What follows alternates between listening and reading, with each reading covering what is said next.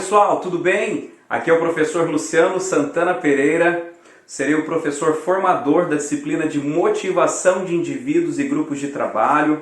É uma alegria, uma honra muito grande poder conversar com vocês sobre esse tema tão importante nos dias de hoje. A motivação é um assunto de longa data estudada, pesquisada e já identificada como muito importante dentro das ciências humanas e sociais. Agora, mais do que nunca, fazendo frente a tantos desafios que nós temos, pautas como resiliência, inteligência emocional, relacionamentos, motivação intrínseca, motivação extrínseca, tudo isso se tornam ainda mais importantes para o nosso autoconhecimento e, sobretudo, a você que vai se formar na profissão aí de serviço social, vai ser um assistente social, para que você possa prestar o melhor atendimento, o melhor serviço à nossa sociedade, à nossa comunidade, que tanto vai carecer deste entendimento e compreensão lá na frente, né, dando o suporte necessário para superar tantas dificuldades na qual possivelmente já estamos passando e não sabemos quais outras ainda vamos enfrentar. Beleza? Estou aqui acompanhado com uma representação simbólica do meu filho, é o Davizinho, esse aqui, a foto dele está aqui atrás, esse aqui é o Davizinho, aqui ele está bem pequenininho, mas hoje ele já está com 6 aninhos, tem toda uma história bem desafiadora também, de muita superação. Esse aqui é o mestre Yoda, ambos aqui feitos pela minha esposa gosta muito de fazer artesanato. Estou aqui no ambiente, na minha casa, onde eu utilizo esse espaço para estudar, para refletir. Aqui do lado eu tenho uma prateleira repleta de livros, da qual eu gosto muito, gosto muito da leitura. Aqui do lado tem uma bancada e trago mais um componente para fazer parte do nosso time aqui. Tem o Davizinho, tem o mestre Yoda, mas eu trago e apresento para vocês a Super Foca. Essa Super Foca, meus queridos, ela é muito importante nesse momento, porque nós precisamos dar foco, né? O marido da foca, então esse aqui é o marido da foca, é o foco. Nós precisamos aprender a filtrar informações, precisamos aprender a processar essas informações, decidir como essas informações que nós recebemos, e são tantas, como elas vão impactar no nosso comportamento e na nossa vida. Tomar a decisão de fazer de um jeito ou fazer de outro jeito. E aí, meus queridos, vivo isso na pele todos os dias, trabalhando em home office. Olha que eu sou uma pessoa disciplinada, sou uma pessoa que já trabalha com desenvolvimento humano, com gestão do tempo, com habilidades sociais, de organização, enfim, e tenho sentido na pele como é difícil e desafiador quando a gente se depara com aquilo que a gente não conhece. Como isso causa angústias, desafios, sentimentos que a gente nem sabe descrever. E aí, mais do que nunca, gente, precisamos do foco. Precisamos ter o foco para fazer frente a tantos desafios que temos ainda a enfrentar. Vou deixar ela aqui, vou deixar ela aqui do ladinho, colocar ela aqui, ó, fazer parte aqui do nosso cenário, tá? Foquinha, deixa ela aqui.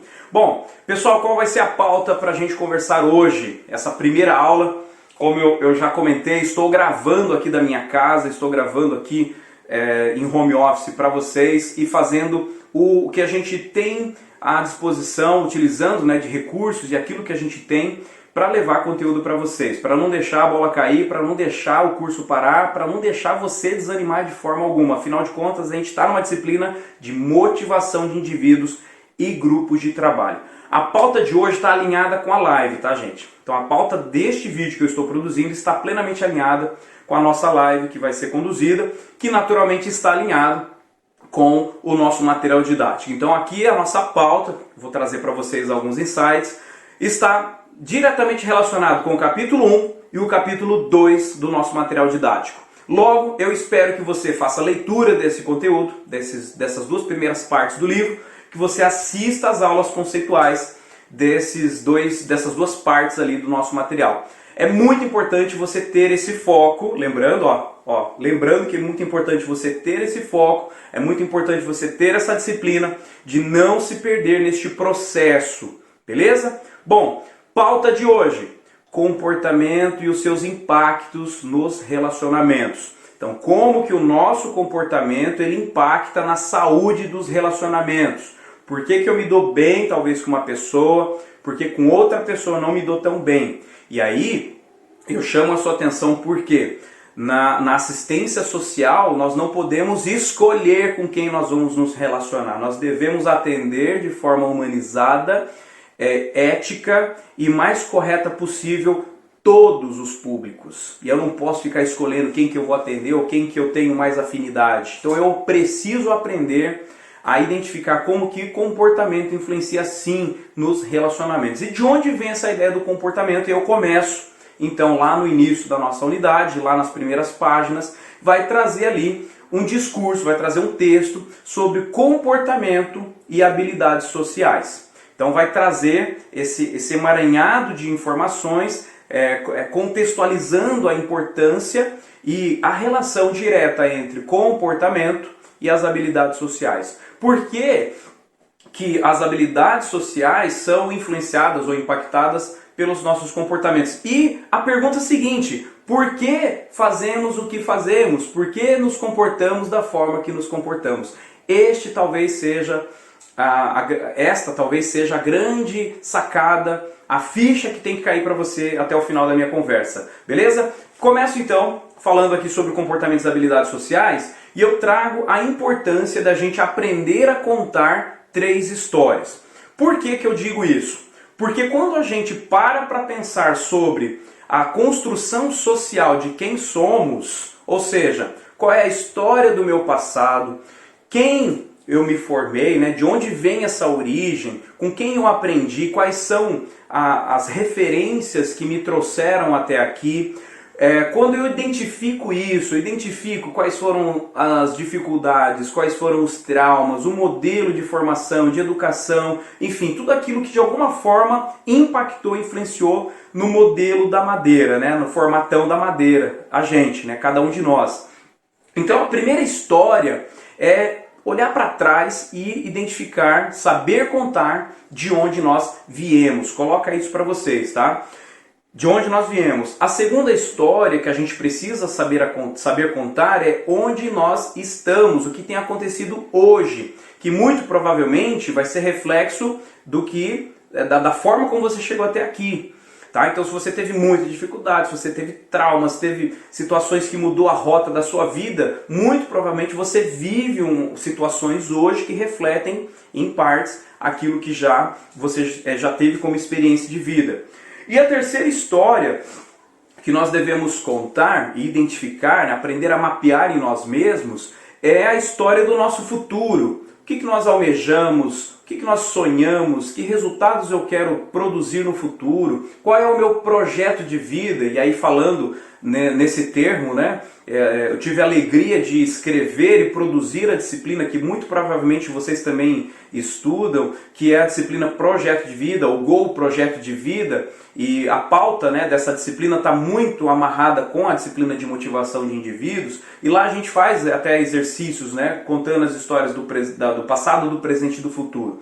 Tudo isso, gente, é de suma importância, parece bobagem, mas por vezes, em momentos presenciais, em aulas de pós-graduação, ou coisa assim, palestras e treinamentos, às vezes eu aplico uma dinâmica, aplico uma atividade com as pessoas, e é exatamente este exercício de olhar para si mesmo e aprender a contar essas histórias. Por incrível que pareça, o feedback é assim, olha, eu nunca parei para pensar sobre isso. Como eu nunca tinha percebido que tal situação do meu passado estava me influenciando hoje. Outras pessoas se emocionam ao contar as suas histórias. É muito comum isso acontecer. Mas por quê? Porque a gente não para. Né? A vida é tão corrida, é tão acelerada, a gente não para pensar sobre quem somos e por que somos assim. Aí está o pulo do gato. Porque quando você consegue ter esse nível de consciência sobre você mesmo, você passa a ter mais gestão sobre o seu comportamento. Você passa a identificar os impulsos, os gatilhos emocionais, você passa a se conhecer. Então eu sou dessa forma, ou eu estou dessa forma, em decorrência dessas formações, dessas situações do passado. Porém, a partir de agora eu tenho condições de tomar uma decisão e mudar também a situação do futuro. Então essa é o primeiro insight que eu trago, a primeira situação que eu compartilho aqui com vocês. Então o comportamento, ele vai materializar toda essa história de vida que nós temos. Tá? Então se eu me comporto de um jeito, por trás desse comportamento tem uma história. E é isso que o assistente social ele precisa compreender, né? Ele precisa ter em mente que seja para ele ou para uma pessoa que carece de um atendimento, ele precisa compreender o que tem por trás desse comportamento. Qual é a história que se construiu ao longo da vida deste ser humano, dessa pessoa, que levou esse indivíduo a se movimentar, a se comportar dessa forma. Então, isso é decisivo para a gente começar a compreender melhor como que os comportamentos vão impactar sim nos relacionamentos, né? nas habilidades sociais que nós desenvolvemos ao longo da nossa vida. Tá? Então às vezes a pessoa é muito extrovertida, a pessoa tem habilidades de comunicação, fácil relacionamento, você vai conhecer um pouco mais da história desse indivíduo, você vê que foi uma história dentro de uma situação normal. Você vê talvez uma pessoa mais fechada, com uma formação talvez mais introspectiva, um estilo mais fechado, uma personalidade mais fechada, e você vê que a pessoa tem bloqueios. E esses bloqueios são decorrentes de inúmeros traumas que possivelmente essa pessoa passou ao longo da vida. Você tem a oportunidade de ajudar essa pessoa muitas vezes a desbloquear tudo isso, a superar isso e avançar na vida. Vamos lá. Por que eu trago essa contextualização para vocês? Porque o nosso grande objetivo em termos de comportamento é alcançar a assertividade. Lá na nossa unidade 1, vai falar da assertividade. Nós temos 3 tipos de comportamentos básicos, né? O comportamento assertivo, o comportamento agressivo e o comportamento não assertivo. E aí o comportamento não assertivo, oposto, né, do assertivo, é aquele comportamento em que você acaba, muitas vezes, ficando com um prejuízo no sentido emocional, um prejuízo, um sentimento, né, talvez de não estou ok, mas eu fiz isso para agradar o outro, então eu sou submisso a uma situação, eu aceito uma situação para não conflitar, para não entrar em embate com o outro, mas eu fico com um prejuízo emocional, com um sentimento talvez não positivo. Essa é a situação, comportamento não assertivo. Nós temos o comportamento agressivo, que daí é quando você prioriza o seu interesse em detrimento do outro. Então você não está preocupado, não tem muita empatia com o outro muitas vezes, você não vai se preocupar se o outro está feliz ou se não está, você está preocupado em atingir o seu objetivo, e aí muitas vezes você acaba sendo agressivo nisso, tem uma resposta intempestiva, você responde de forma impensada, priorizando o seu interesse e acaba agredindo o outro. E o comportamento assertivo, que daí seria aí a somatória de toda a maturidade que a gente vai desenvolvendo ao longo da vida, né? A inteligência e a maturidade emocional, ela nos remete a uma condição adulta, né, do pensamento, do raciocínio, em que nós conseguimos nos posicionar, mesmo que seja para dizer não, sem ser agressivo, ou para dizer sim ou não também, sem ser passivo. Então eu posso dizer um não sem ser agressivo, mas eu preciso me posicionar sobre este não. Eu posso dizer sim sem ser passivo, concordar com uma situação, porém com a consciência de que aquilo não vai me trazer um prejuízo emocional. Então, a assertividade é uma pauta muito importante dentro da nossa disciplina. Segundo tópico que eu trago aqui para vocês, né? Então perceberam, tá? Antes de avançar no segundo tópico, a gente vai desenvolver uma consciência comportamental de forma que nos ajude a desenvolver a assertividade. Porque a assertividade, ela te permite desenvolver bons relacionamentos sustentáveis no tempo. Por mais que você seja muito franco, honesto, diga a verdade, e é isso que se espera de uma pessoa, né? De um bom profissional e um ser humano, mas isso não soa como agressivo. Por mais que você seja benevolente, que você queira ajudar, isso não soa como uma passividade. Isso que é importante, a gente age de forma consciente, de forma inteligente no nosso comportamento. Segundo ponto, então, entramos diretamente na pauta do relacionamento. E aí o relacionamento seria o que? A habilidade de você estabelecer contatos, estabelecer, sobretudo, relações duradouras com as pessoas, no âmbito adulto, né, da situação, no âmbito da estima, da construção de confiança, de credibilidade e assim por diante entre as partes. Então o relacionamento vai permear toda essa pauta. E aí por que as pessoas têm tanta dificuldade no relacionamento? É um assunto que eu trabalho e vejo isso muito acontecer. Primeiro, as pessoas têm muita dificuldade de adaptação ao outro. Muito centrada nos seus interesses, muito centrada naquilo que se quer, pouca empatia ou pouca habilidade de empatia desenvolvida e acaba tendo dificuldade de se adaptar ao estilo, à personalidade, ao comportamento do outro. E aí lembra, nós precisamos nos desenvolver de forma que nos permita relacionar com todos, né? Não só com aquele que eu me identifico. Beleza, esse é o primeiro ponto. Segundo ponto, pré-julgamento. Então as pessoas acabam fazendo pré-julgamentos e desenvolvem preconceitos. Isso cria barreiras nos relacionamentos. Eu perco a oportunidade de conhecer uma pessoa, de aprender com uma pessoa, simplesmente porque eu crio um estereótipo, um rótulo e já deduzo e já concluo que aquela pessoa tem ou não talvez uma simpatia ou não comigo, né? E não me permito conhecê-la melhor. E o outro é o medo do desconhecido, o medo de perder o posto, o medo de perder algum benefício, enfim, o medo faz parte e dificulta relacionamentos. Sobretudo em grupo, né, que vai ser a pauta lá na frente na nossa disciplina. Quando a gente trabalha em grupo, pensa comigo, trabalha em grupo, já é um grupo consolidado, já faz um tempo que esse pessoal trabalha junto, aí entra um membro novo. Esse membro novo acaba causando medo nos outros, né? Sobretudo se vem num cargo, talvez um cargo superior. Então o medo do desconhecido, quem é essa pessoa que está chegando, que conhecimento que ela tem, será que vai mandar alguém embora? Tem aquela coisa toda, né? Se é no âmbito privado isso acontece muito.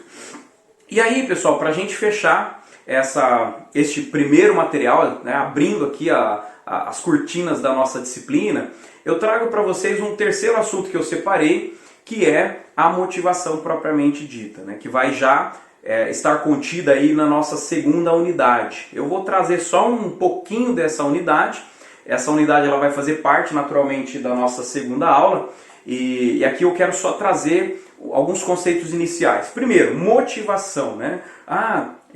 Me permitam contar isso, né? Durante muito tempo já trabalho com consultoria e vira e mexe as empresas chamam para fazer palestra, fazer treinamento, uma série de coisas. E aí é muito comum, o professor Luciano, eu quero contratar uma palestra e tal. Eu falo, beleza, qual que é a necessidade, qual que é o problema? Não, eu quero uma palestra de motivação.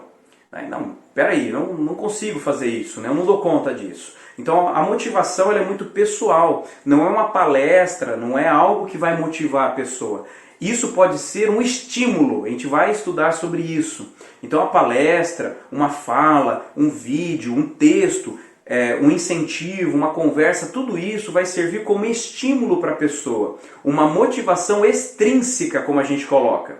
Mas a verdadeira motivação, aquilo que a gente entende como a motivação, ela é intrínseca. Vem de dentro, é aquela necessidade maior que te faz se movimentar. Tá? Então a motivação ela tem a ver com o movimento, o motivo pela qual você se movimenta. E aí eu até peço a permissão para você de fazer uma associação aqui com este momento tão difícil que a gente está vivendo. Quais são os seus motivos que vão continuar te fazendo acreditar na nossa vida e na nossa sociedade?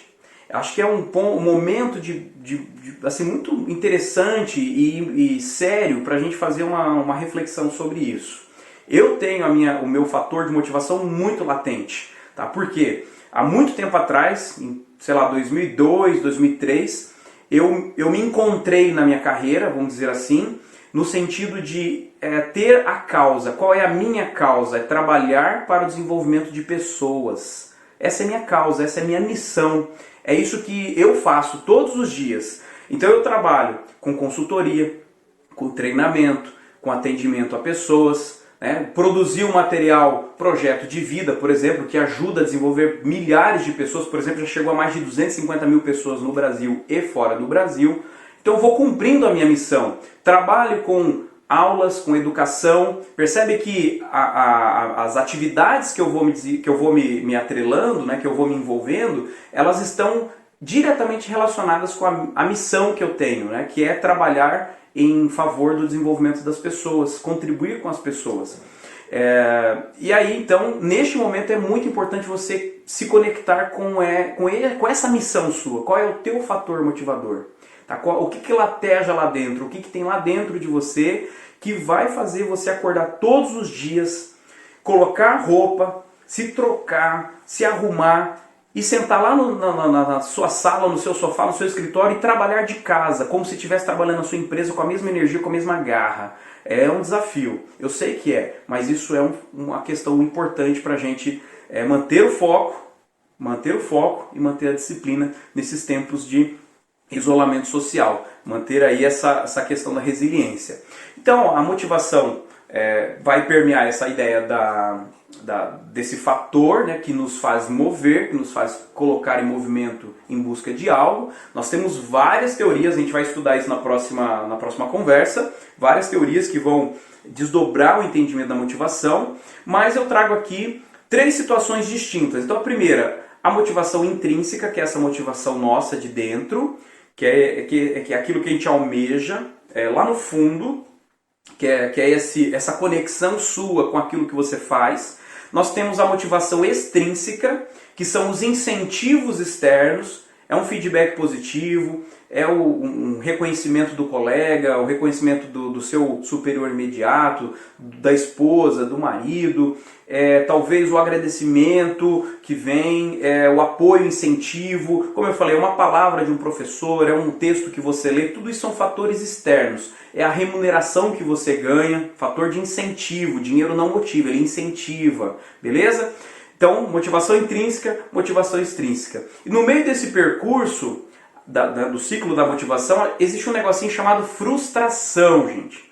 A frustração, ela acontece mais vezes do que a gente gostaria na nossa vida, é claro, infelizmente, né? Porém, é algo natural, né? Porque se tudo que a gente buscasse acontecesse da forma como idealizamos, as coisas perderiam a graça. Então é aquele desafio que você trabalha, que você rala, que você vai em busca, e é isso que faz você continuar. Se você conseguisse alcançar de primeira, não teria talvez a emoção, a conquista. Pense em você concluindo sua graduação. Eu tenho certeza que vai ser difícil, tenho certeza que vai ser desafiador para você chegar ao final dos 4 anos de curso, com estágio, com um monte de disciplinas, etc. Mas se fosse fácil, não teria graça. Então, e é isso que traz a emoção lá naquele dia da formatura, quando você recebe o seu diploma. É por isso que as pessoas se emocionam, choram e vão guardar isso para o resto da vida. Tá? Então a frustração, e muitas vezes você pode se frustrar ao longo do curso. Você vai se frustrar ao longo da sua vida, da sua carreira, nos relacionamentos. Porém a questão eu posso direcionar essa questão, quando eu me deparo com um bloqueio, né, que a frustração é um bloqueio naquilo que eu estou caminhando rumo ao meu objetivo, e nesse percurso tem um bloqueio. Então, quando ocorre esse bloqueio, eu tenho 2 formas. Eu posso reconstruir a minha estratégia, ou eu posso me frustrar. A frustração ela vai desdobrar várias coisas. Regressão, infantilização, agressividade, enfim, paralisação. A pessoa vai travar, né? Ela fica paralisada, não consegue reagir. Outras ficam deprimidas, enfim. Então é muito importante, mais do que nunca, neste momento que a gente está passando, que a gente aprenda a lidar com as frustrações, que a gente vá engrossando o músculo, vá fortalecendo o músculo da nossa resiliência. Beleza? Meus queridos alunos do curso de Serviço Social, eu vou fechando por aqui o nosso primeiro momento aqui conversando sobre a pauta da motivação de indivíduos e grupos de trabalho. A gente conversou aqui um pouco, uma contextualização geral sobre a pauta da unidade 1 e o comecinho da unidade 2 do nosso material didático. A gente vai conversar mais durante a live que vai ser ministrada na sexta-feira às 19 horas. E a gente vai conversando, fico à disposição de vocês. Espero que o conteúdo aqui ministrado em home office seja relevante para você e possa te ajudar de alguma forma a compreender melhor a pauta da nossa disciplina. Lembra sempre, foco neste momento vai ser muito importante para o seu sucesso. Fico por aqui, forte abraço e até a próxima. Tchau, tchau!